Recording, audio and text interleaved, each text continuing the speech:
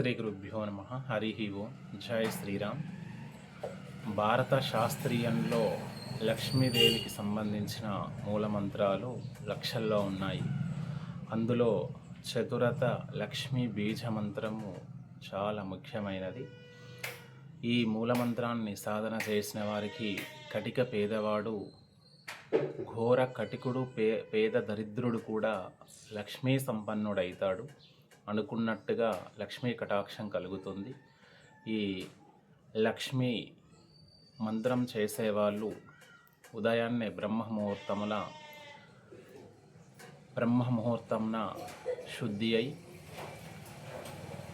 తెల్లటి వస్త్రములు ధరించి లక్ష్మీ బీజ మాలతో ఈ మూలమంత్రాన్ని 15 రోజులు జపించాలి.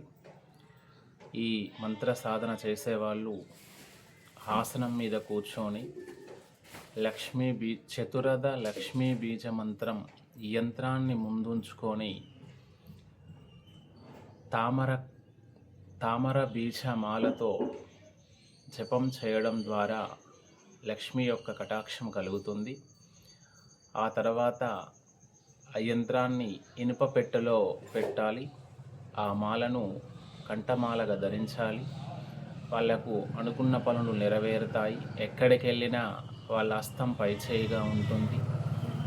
వాళ్ళ కోరికలు నెరవేరుతాయి. లక్ష్మి కటాక్షం కలుగుతుంది. సంపద విపరీతంగా కలిసి వస్తుంది. కాబట్టి ఈ చతురద లక్ష్మీ బీజ మంత్రాన్ని సాధన చేసేవాళ్ళు తూర్పు ముఖముగా కూర్చొని లక్ష్మీ సాధన చేస్తే అపారమైన సంపద కలుగుతుంది. వ్యాపారము, అభివృద్ధి, దినదిన అభివృద్ధి కలుగుతుంది.